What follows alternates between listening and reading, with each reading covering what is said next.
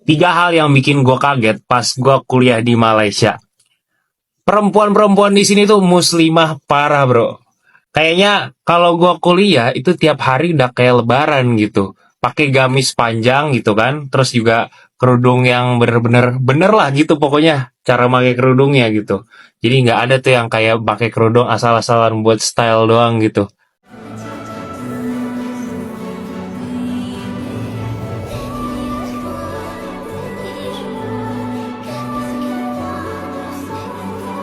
Jalan-jalan ke Malaysia berasa jalan-jalan ke Eropa. Ndak caya modo. Hotel paling mewah dan tertinggi di Kuala Lumpur. Gila. Area restonya bener-bener mantep abis. Interiornya bener-bener mewah banget woy. Udah kayak lagi mampir ke kerajaan-kerajaan Eropa. Jujur serasa sultan gak sih gue nginep di sini?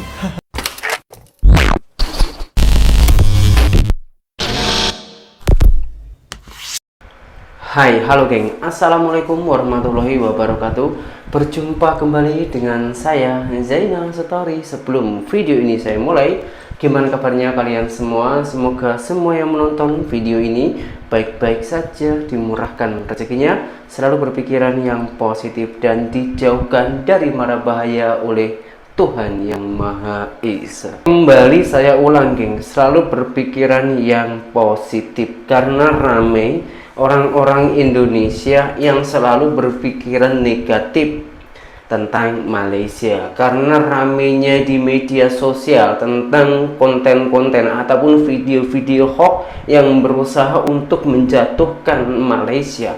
Maka mencarilah viewer yang membuat merugikan negara jiran kita, Malaysia. Sementara Malaysia ini udah baik banget menurut saya geng, karena lebih dari 5 juta orang Indonesia itu diberi peluang pekerjaan oleh kerajaan Malaysia. Tapi apa yang Malaysia dapat? Malahan dapat kecaman, hinaan, dan juga fitnahan dari netizen-netizen Indonesia yang kurang bertanggung jawab. Ini awal-awalnya orang Indonesia ini selalu berpikiran Malaysia itu mungkin seperti apa yang dikatakan oleh para netizen Indonesia sendiri kayak. Tapi ketika orang Indonesia ini bukan orang biasa, dia orang mengejar pendidikan ke Malaysia ataupun bisa dikatakan mahasiswa. Mahasiswa Indonesia pelik ketika pergi pertama mengejar pendidikan ke Malaysia, yang awalnya hanya tengok di media sosial, tengok bahasa dari Upin dan Ipin, ternyata membuat mahasiswa Indonesia ini shock. Karena kenapa? Berbeza dengan di dunia nyata. Kita dengarkan dulu cerita dari mahasiswa Indonesia yang mengejar pendidikan ke Malaysia. Tiga hal yang bikin gue kaget pas gue kuliah di Malaysia. Yang pertama, language barrier. Dulu gue kira gara-gara kita tuh sering nonton Upin Ipin, sering nonton Bobo Boy, pas kita ke Malaysia tuh bakal ngerti gitu bahasa mereka. Ternyata nggak semudah itu bro. Gua nggak ngerti sama sekali, apalagi kalau ngedenger mereka tuh lagi percakapan gitu. Cepet banget ngomongnya. Ampe kalau misalkan ada grup kelompok gitu lagi rapat, gue selalu minta, can you give me a conclusion with English language? Karena gue gak ngerti bro. Terus yang kedua, beli teh di sini selalu pakai susu gitu. Jadi di sini ada menu yang namanya tea ice. Nah kalau misalkan kalian milih tea ice, itu berarti pakai susu. Kalau misalkan ada O-nya, tea ice gitu. Nah itu berarti teh original tuh, teh yang coklat beneran. Betul. Terus yang ketiga, perempuan-perempuan di sini tuh muslimah parah bro. Kayaknya kalau gua kuliah itu tiap hari udah kayak lebaran gitu. Pakai gamis panjang gitu kan, terus juga kerudung yang bener-bener bener lah gitu pokoknya cara pakai kerudungnya gitu. Jadi nggak ada tuh yang kayak pakai kerudung asal-asalan buat style doang gitu. Pokoknya muslimah banget dah. Gimana kalau menurut lo yang udah pernah kuliah di sini? Tulis dong di kolom komentar. Oke bang ya, bukan saya ke Malaysia itu untuk kuliah ataupun mengejar pendidikan, tapi setelah saya pergi ke Malaysia 8 tahun untuk bekerja. Tapi seiringnya berjalannya waktu bekerja, ternyata saya juga mendapatkan pengalaman-pengalaman baru dengan Malaysia, soal attitude, adab, kesopanan. Saya mendapatkan pengalaman ataupun ilmu banyak dari orang-orang Melayu Malaysia. Saya bahas satu persatu video abang tersebut soal bahasa. Bahasa di film Upin Ipin itu pun tak salah. Itu bahasa nasionalnya Melayu, memang macam itu. Tapi Malaysia itu juga mempunyai bahasa-bahasa daerahnya, macam bahasa Kelantan, Temerloh, Pahang, Sarawak, dan lain-lainnya. Ada bahasa Melayu yang sedikit lebih laju ataupun cepat gitu bang ya. Nah kalau soal makanan memang berbeza, karena kalau di sini di Indonesia itu pesennya teh es gitu ya, es teh kosong gitu ya. Maksudnya kosong itu cuma es campur teh, nggak ada susunya, campur gula gitu. Tapi kalau di Malaysia itu mesti ada susunya, karena kalau yang non susu ataupun yang kosong itu namanya teh o ice ataupun teh ubeng. Nah, kopi pun juga macam itu, kopi O, nah itu berarti kopi hitam. Tapi kalau pesennya kopi itu pasti dilayan dengan kopi campur dengan susu. Nah pembahasan yang terakhir, yang ketiga, yaitu soal agama. Dekat Malaysia itu bahkan boleh dikatakan diwajibkan Muslim dekat Malaysia itu harus tertutup, harus tertata dengan rapi. Karena kenapa? Syariat Islam di Malaysia itu begitu kuat bang, dan di sana itu sangatlah menjaga auratnya. Saya sendiri aja seorang laki-laki ketika membuat video ke Indonesia, di negara saya sendiri, yang menurut saya itu sudah hal biasa. Menurut saya di sini tuh masih layak lah ya, masih sopan ketika saya itu memakai seluar pendek. Yang kemarin saya buat video bersedekah itu pun saya mendapatkan teguran dari orang Malaysia. Di sini pun bukan saya marah ditegur, tapi saya sangatlah bersyukur ternyata masih banyak kekurangan-kekurangan ataupun kesopanan-kesopanan ketika saya tayangkan di media sosial. Saya ucapkan banyak-banyak terima kasih kepada orang Malaysia yang sudi memberikan saran ataupun menegur kesalahan-kesalahan saya yang mungkin tanpa saya sadari karena kebiasaan di negara saya sendiri. Karena begitu ramainya orang-orang Indonesia yang mengejar pendidikan dekat Malaysia, itu apa sih alasannya? Mungkin juga karena biaya sekolah di Malaysia. Sudah pergi ke luar negara mengejar pendidikan, negara jiran biasanya kalau mengejar pendidikan ke luar negara itu biayanya mahal, tapi kalau di Malaysia tak juga.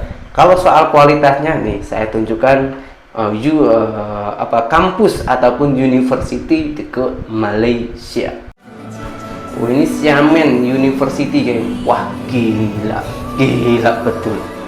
Wow, bersih, besar, teknologinya canggih lagi. Wow gila geng ya, kampusnya, sekolahnya, fasilitasnya selain bersih, besar, teknologinya banyak, lebih canggih, lebih lengkap. Tapi itu video terlalu pendek, jadi kita tak tahu dalamnya itu macam mana. Kita mesti tahu bukti-bukti. Nah ini kebetulan ada orang Indonesia, seorang Cina Indonesia itu mengejar pendidikan dekat Malaysia sekaligus memberikan kualitasnya nih, menunjukkan karena dia orang salah satu menjadi influencer ataupun tiktoker juga, membuat vlog gitu. Oke, kita tengok videonya. Hai guys, ya aku mau nge-random vlog. Ini normal day in Xiamen, tapi ini lagi hujan jadi aku terpaksa harus pakai payung. Ini tuh rencananya aku mau ke Biwan, mau ke klinik yang ada di Xiamen. Itu masih sekitaran jam 4 lebih dikit gitu, tapi kelihatannya tuh kayak udah gelap. Soalnya lagi mendung. Biasanya tuh terang guys. Ini view kalau misalnya lagi di Biwan, sebelah kanan itu tempat dorm, terus bagian kiri ini gedung-gedung ini tuh gedung lecture. Oke, jadi kita udah nyampe guys di tempat kliniknya. Terus dia panik, dia nggak bisa ngomong guys. Like 1 week? Lauren, Yes. ini tempat kliniknya guys. Oh, kliniknya gila geng. This one when first started is how you fold up. Jadi guys, dia jompo terus dapat ini gratis. Soalnya kita punya asuransi etika gitu. Ternyata selain kualitasnya ini bagus, tempatnya luas, bersih, pemandangannya oke, lepas tuh pepohonan-pepohonannya pun ataupun penghijauannya itu juga lengkap, juga dilengkapi dengan soal kesehatan. Ternyata University dekat Malaysia itu pun ada kliniknya juga, geng ya. Wah, ini harus dicontoh di Indonesia. Karena kampus-kampus di Indonesia, setahu saya di tempat saya, bukan karena tempat saya ini bukan bandar besar ya, ini kampung-kampung, tapi ada juga tempat university, tapi nggak ada yang kliniknya, geng, nggak ada kliniknya. Kalau ini klinik sudah gabung jadi sekolah. Wah, ini boleh contoh ini, geng, karena begitu ramainya orang-orang Indonesia yang pergi ke Malaysia. Bahkan mahasiswa-mahasiswa Indonesia ini pernah mengatakan Malaysia ini harganya murah. Apabila pelancong dari luar negara pergi ke Malaysia itu pun juga murah, tapi kualitasnya ini sudah sekelas ke Eropa. Baru pertama kali ke Kuala Lumpur, wajib ke 13 tempat. Ini yang pertama, Kuala Lumpur City Gallery. Wow, tempatnya bisa foto di tulisan I love KL, gratis, free ya. Sultan Abdul Samad Guiliding tuh, wah, persis di seberang Kuala Lumpur City. Wow, gila tempatnya, cantik gila. Geng, kita geser lagi. Nah, ini KLCC Twin Tower, geng ya. Lokasinya berdekatan dengan Surya KLCC Mall, gratis juga. Gila, gratis, geng. Memang benar-benar gratis. Ini Batu Cafe ya. Dari KL Sentral ke tempat ini cukup ngeluarin RM 2,6 ringgit saja, geng. Kurang lebih hanya Rp10.000. Tempatnya juga gratis. Wah, gila Malaysia ini, geng. Memang benar-benar gila, memberikan free. Oke, kita geser lagi, geng. Sri Maha Mariaman Tempo. Ini tempatnya bagus banget, viewnya gratis juga. Wow. Taman Tasik Siti Wangsa, ini nomor 6. Cobain juga sepadan di area sini. Wow, gratis juga cuy, tempatnya sudah cantik ya. Ini Cokit. Wah, ini saya pernah ke tempat ini. Kuala Lumpur banyak kafe-kafe hits di sini. Wah, ini kalau orang Indonesia pasti kesukanya pergi ke sini, kafe ini, geng. Ini TRX. Wah, ini tempat Apple Store. Bisa lihat produk Apple dan foto out di sini. Itu tentunya juga gratis, apalagi ini sudah tentunya pasti gratis karena ini gede mall gitu ya. Ini Petani Street. Habis keliling Chinatown, pasar sentral, bisa coba ngadem di sini. Wah, ini kafenya, geng. Kafe. Wah, gila. Wah, monorail stasiun Bukit Bintang. Wow. Penyanyi. Oh, ini kalau malam ada penyanyi nih, geng. Biasa artis Indonesia juga pernah kesini, geng. Gratis juga pastinya, ini gratis. Ini lagi So Use Coffee Surya KLCC, wajib cobain. Itu punya orang Kuala Lumpur. Wah, ini produknya Kuala Lumpur semua, geng ya. Banyak street keren, bergaya, Chinese. Wah, Chinese ya. Gratis juga. Gila, serba gratis. Dapat keuntungan dari mana sih Malaysia kalau semuanya gratis ya? Lokasinya berdekatan dengan KLCC Park, Petronas Twin Tower. Patutlah kalau Malaysia itu dapat disoroti dunia, karena begitu banyaknya, begitu ramainya wisatawan yang gratis ini, yang sudah super duper cantik. Coba kalau ini ke Indonesia, ini pasti ada tukang parkir berbayar, masuk ke lokasi tersebut pastinya juga berbayar, nanti beli kopi bayar lagi. Tapi Malaysia tak mau mengambil kesempatan itu. Malaysia tak mau memanfaatkan hal-hal itu. Kemungkinan besar menurut orang-orang Malaysia ataupun menurut kerajaan Malaysia, apabila parking bayar, masuk ke wisata itu bayar, bukannya lebih banyak pengunjung, tapi pengunjungnya itu takut karena merasa diperas dan juga menimbulkan pungutan liar. Malaysia tak mau buat hal itu, maka dari itu disediakan semuanya fasilitas yang bagus dan juga free ataupun gratis. Nah, sekarang kita tengok video yang berikutnya. Seberapa banyak orang Indonesia yang pergi ke Malaysia yang mengalami culture shock karena Malaysia sekelas Eropa. Kita lanjutkan videonya. Oh gini rasanya di Mars. Oh, gini rasanya di Mars. Oh, ini merasa di Mars kayaknya ya. Planetarium Negara. Ini adalah salah satu fasilitas belajar non formal di Kuala Lumpur dari Kerajaan Malaysia. Di sini kita bisa banyak belajar, mulai dari mengetahui angkasawan pertama Malaysia, bagaimana perjuangan angkasawan tersebut dari belajar hingga bisa terbang ke angkasa, melihat baju-baju astronot, isi dari roket dan lain sebagainya. Tiket masuknya gratis. Dan Gratis. Astagfirullahaladzim. Gila. Tapi kalian harus ingat kalau hari Senin Planetarium Negara tutup ya. Terima kasih sudah menonton. See you next video. Oke, Ini di Malaysia lanjut. tapi rasanya benar-benar kayak di Perancis. Assalamualaikum warga. Hari ini kita mau ke Perancis tapi di Malaysia. Wah. Sudah sampai. Saya sudah di Perancis. Prancis Malaysia cuy. Kenapa tempat ini bisa dibilang French Village? Dia terinspirasi dari yang namanya kota Colmar di Perancis. Arsitekturnya kayak bangunan-bangunan di sana waktu abad ke-16. Gayanya pura-pura lihat jam. Kayaknya. Wah, memang gila, keren. Yang punya anak-anak bisa main di sini. Kita lagi mencari Gratis juga ya? Kuafong mana nih? Kuafong. Mbappe. Wah. View bagusnya bukan cuma di sini, tapi Alami, di geng. Eropa tapi makanannya tetap mie sedap. Kenapa harus kayak gitu sih? Tuh, kenapa harus kayak gitu? Hah? Buat yang ke Eropa tapi budgetnya masih belum ada, bisa main ke sini aja dulu gitu. Nggak mungkin kan ya di Malaysia turun salju, tapi di sini vibes-nya tuh kayak beneran lagi winter.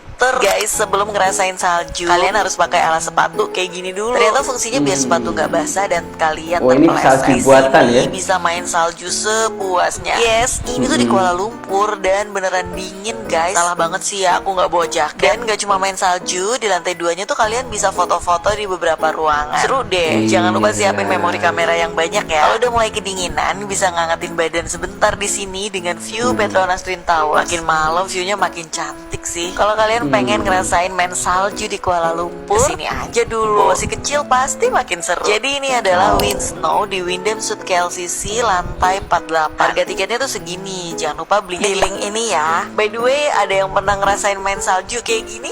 Belum, saya belum Hotel pernah. paling mewah dan tertinggi di Kuala Lumpur. Gila sih woy, ini keren banget. Berada di lantai 66, hotel ini bisa melihat isi Kuala Lumpur, termasuk Twin Tower KLCC. Coba tengok sini deh. Area restonya bener-bener mantep abis. Interiornya bener-bener mewah banget woy. Udah kayak lagi mampir ke kerajaan-kerajaan Eropa. Jujur serasa sultan gak sih gue nginep di sini? Wow, Lanjut serasa tengok area sultan. kamarnya. Lihat deh, kece abis cuy. Udah kayak kamar sultan gak sih? Pas awal masuk aja wanginya bener-bener udah wangi kemewahan woy. Nah, gue dapat kamar di lantai 56, bikin ketat. Wah, 56. Untuk toiletnya super duper gede dan wangi banget. Untuk fasilitas gymnya punya alat yang banyak banget. Kapan lagi coba gym dengan city view yang Pasti keren mahal kayak ini ya. sekarang kita lihat area swimming pool. Penasaran kan? Gimana coba merasakan berenang di Hotel Sultan kayak gini? Untuk nama hotelnya Arte by Thomas Chan Kuala Lumpur. Gue pesen hotel di aplikasi lagi. tiket.com karena banyak pilihan penginapan murah meriah. Dapetin instant cashback sampai dengan 650.000 untuk pilihan penginapan. Oh, murah. Kalau kalian pakai kode Murah promo banget tuh, geng. Nah, gimana nih? Udah gak bingung lagi kan cari hotel di Kuala Lumpur? 600 sudah dapat sekelas mewah ini. Kode promonya pesan kamar hotel murah di aplikasi tiket.com. Mau kemana? Semua ada tiketnya. Ini adalah salah satu cara terbaik sih buat kalian yang mau pergi ke Batu Cave tanpa bikin kantong bolong, cukup pakai kereta aja. Gaskan. Kelas ekonomis ini, geng. Bilang kita tuh belum ke Malaysia atau Kuala Lumpur kalau belum main ke Batu Cave. Jadi hari ini aku akan main ke sana sekaligus nunjukin kalian bagaimana cara ke sana tuh yang paling gampang, murah juga, cukup pakai transport lokal. Jadi kita pakai kereta dong di sini. Jadi ikuti aku. Kereta Perjalanan ke Batu berarti Cave pakai ini mobil sebenarnya ya. nggak lama ya, kurang lebih sekitar 30 menit. Yang terpenting itu kalian harus tahu nih, kalian tuh akan Oh, start kereta di api, stasiun geng. kota yang mana. Karena aku nginep di daerah Chinatown, jadi stasiun terdekat tuh ada di stasiun Pasar Seni. Masa Oh iya, seni. dan juga tips buat kalian kalau lagi main ke Kuala Lumpur, kalian punya kartu sakti yang satu ini namanya Touch and Go. Wah, Ya, mempromosiin untuk lagi. untuk transportasi, iya, untuk belanja di Sevel juga iya. Banyak pembayaran yang bisa diakses melalui kartu ini, dan ini ngebantu banget. Harganya juga murah, cara dapatnya gampang. Ini aku sudah sampai di stasiun KTM Pasar Seni. Cara masuk ke stasiunnya tuh gampang banget. Yang penting kalian sudah punya kartu Touch and Go, kalian tinggal tap aja untuk masuk ke dalam stasiun. Sesampainya di dalam, nanti akan ada tanda seperti ini. Ini itu papan petunjuk yang bakal nunjukin kalian turunnya itu harus di platform berapa. Karena ruteku tuh dari Kuala Lumpur ke Batu Cave, jadi aku harus turun ke platform 2. Jadi sekarang aku udah sampai di tempat nunggu keretanya. Di sini tuh strukturnya bersih banget, cuman kurangnya mungkin agak panas ya. Iya memang panas di Malaysia. Panas-panasnya aku mau cari tempat duduk dulu. Nunggu kereta di sini tuh nggak lama ya, kurang lebih 15 menit. Keretanya udah datang. Keretanya udah datang guys. Sekarang aku mau masuk kereta dulu. Aku mau berangkat ke Batu Cave. Suasana dalam keretanya itu bersih dan adem ya guys. Pokoknya kalian tinggal duduk manis aja dan nyaman. pastikan untuk mengecek kalau kalian itu sudah sampai stasiun mana. Jangan sampai kalian tuh salah turun stasiun. Stasiun Batu Cave itu ada di paling akhir ya guys. Hey, welcome to Batu Cave. Wow. Nah, kita udah sampai di Batu Cave guys. Salah satu enaknya di Batu Cave itu banyak banget tempat estetik yang bisa kalian explore untuk fotoan. Dan aku bakal spillin beberapa tempat yang mungkin bisa jadi referensi kalian.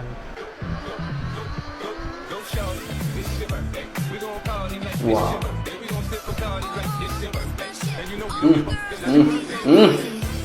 Keren gila bang. Guys, jadi aku udah selesai nge-explore Batu Cave. Untuk kali ini aku nggak sampai atas sih, karena udah sering banget ke atas. Dan sering banget. lagi rame banget, mungkin karena lagi musim liburan. Panas terik banget. Aku mau balik dulu dah kalau gitu ke KL. Sama ada salah satu tempat makan yang biasa aku wajib kunjungin habis dari Batu Cave. Itu masih di sekitaran stasiun KTM tadi yang di Kuala Lumpur. Kalau gitu aku mau balik dulu. Oke. Naik KTM. Apa ini? Travel Rock.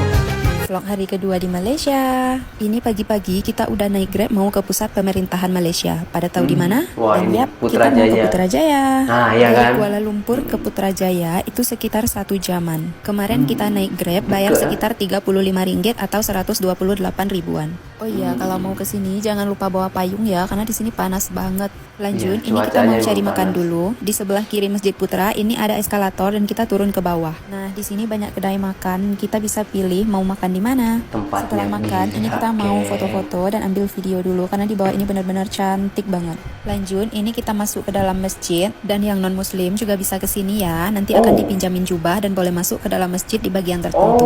Nah, ini pemandangan di luar masjid. Langsung kelihatan kan gedung-gedung pemerintahan negara Malaysia. Lanjut, ini kita mau naik cruise Tasik. Tiketnya bisa beli on the spot ya. Dan ini kita naik yang tipe sightseeing cruise dengan harga untuk turis dewasa segini. Setelah gate dibuka, ini kita langsung naik ke dalam cruise-nya ya. Selama dalam cruise, nanti kita juga ada guide yang akan jelasin secara detail bangunan-bangunan yang ada di sekitar Putrajaya ini. Ladies and gentlemen, on your right side, there is a pink color dome building. It is Putra Mosque. And also known as Floating Mosque. Putra Mosque is the first mosque in Putrajaya. Nanti kita juga dikasih waktu untuk foto-foto di bagian luar cruise. Pokoknya kalau ke Putrajaya jangan lupa naik ini ya. Lanjut, sekitar jam 7 malam ini kita mau balik ke Kuala Lumpur. Dan ya, ini jam 7 malam. Di sini masih terang benderang say. Dari Masjid Putra kita naik Grab ke stasiun Putrajaya. Setelah itu kita naik MRT dari Putrajaya dan turun di Ampang Park ya. Dan ini aku baru tahu ternyata tempat duduk di MRT ini antara laki-laki dan perempuan dipisah. Masya Allah, top banget pokoknya. Setelah keluar dari MRT, ini kita mau wisata kuliner dulu di Jalan Alor. Oh ya, untuk kita yang muslim, pastiin dulu makanan yang dipilih halalan thayyiban ya. Habis itu lanjut nikmatin musik street band di Bukit Bintang.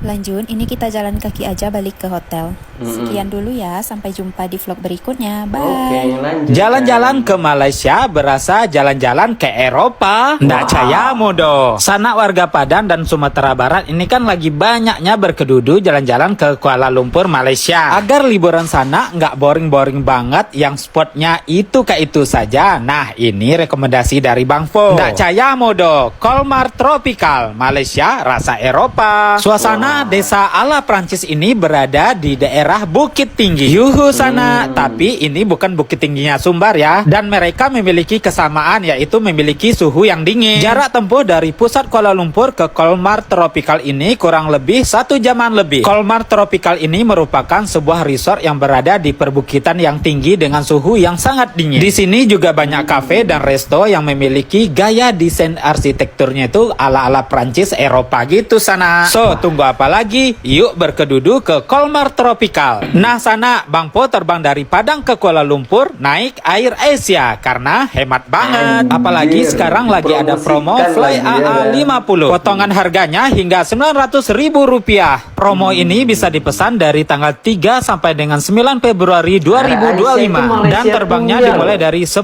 Februari sampai dengan 28 Mei 2025. Buruan booking sekarang di aplikasi Air Asia Move atau di website airasia.com. Cek Instagram flyairasia.id untuk promo menarik lainnya.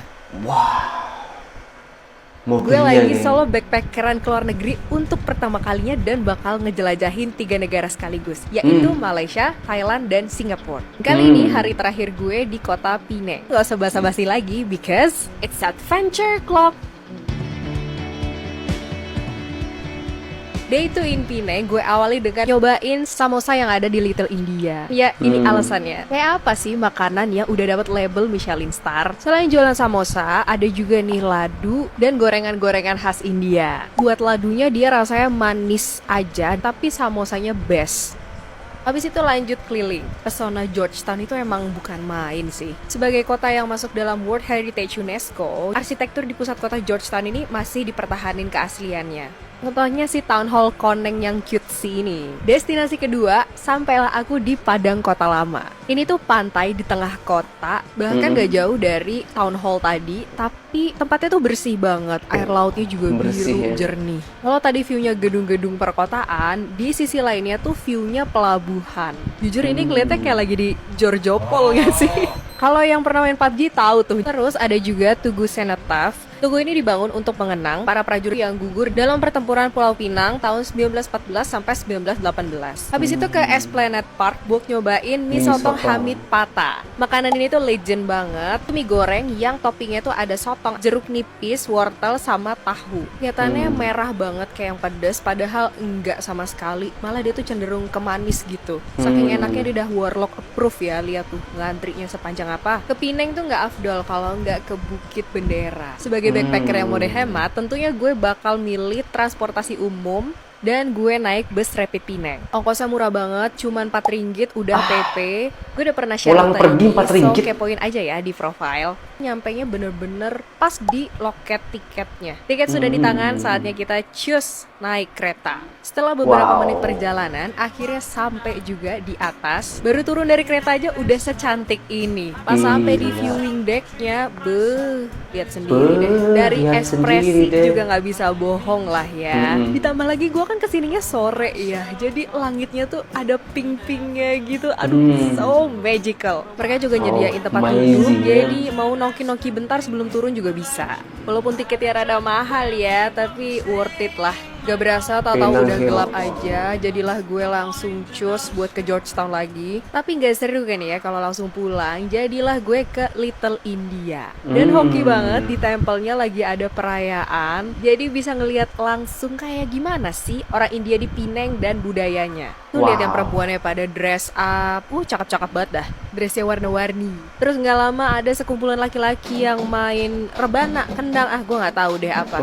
Apa kira-kira namanya ya. Tapi dia sukses ngebuat gue berdiri beberapa menit mantengin perayaan ini. Gue gak keinget bakal pindah negara besok pagi-pagi buta. Jangan. Mau kemana lagi nih?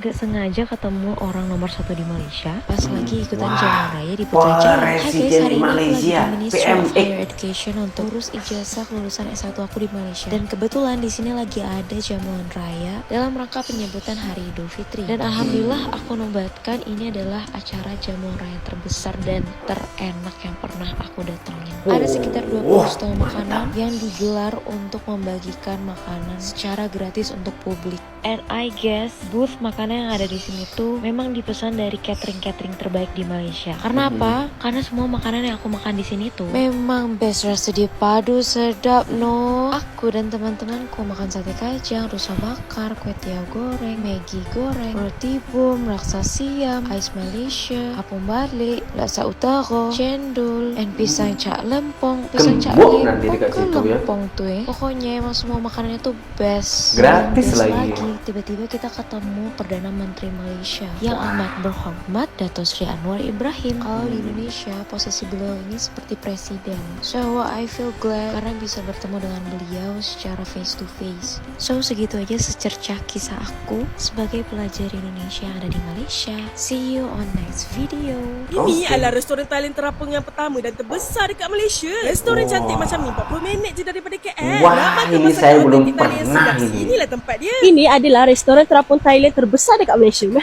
Jom hari ni aku nak bawa korang pergi Ahan Thai Seafood yang terletak di Mangki Kenepi Sungai Long Ceras Selangor. Restoran kali ni memang sangat-sangat cantik. So untuk yang mana nak healing dan makan atas air tu, inilah tempat paling sesuai untuk korang. Dekat sini diorang menghidangkan masakan Thailand autentik dan dimasak oleh ketua chef yang berasal daripada Thailand. Untuk hari ni kita nak order kantok set yang sesuai untuk 4 orang punya. Dalam set ni pun dah lengkap dengan semua benda. Diorang ada kasih set appetizer, ada diorang punya main dish, dan yang paling best ada dessert lagi dalam tu. So kalau korang lapar-lapar nak makan nasi, memang perfect kalau ambil set ni. Yang paling best dia punya Thai seafood coconut soup ni. Rasa dia padu, siap ada creamy-creamy lagi tu. Untuk pilihan lauk pula memang ada macam-macam. Ada ayam, daging, udang, fish cake pun ada. Yang ni ada udang besar makan dengan papaya salad. Ayam juga bila makan. Dan dorang ada juga bagi set miang kam. Cara makan ni pun senang, campur je semua dan terus makan. Tak sangka miang kam ni pun sedap juga. Dan untuk peminat-peminat dessert Thailand, dalam ni ada lokchup, coconut ball, dan yang paling best ada red ruby lagi, sedap. Dan sekarang dorang buat river prawn promotion. Harga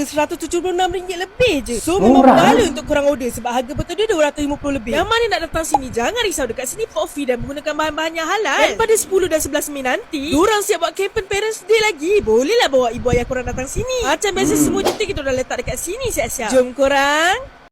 Itulah geng, segi positifnya kebebasan Malaysia memberikan berbagai kaum, berbagai bangsa dari manapun boleh masuk ke Malaysia asalkan memakai jalur yang betul. Orang Indonesia, orang India pergi ke Malaysia membawa budaya dan juga makanannya masing-masing. Thailand juga macam itu. Sebagian Indonesia, hanya orang Indonesia yang mengatakan itu Malaysia klaim. Tapi dari India, Pakistan, Cina, lepas tu Thailand memberikan sajian-sajian ataupun kuliner-kuliner dekat Malaysia. Nggak ada tuh yang mengeklaim, nggak ada yang cakap itu milik saya.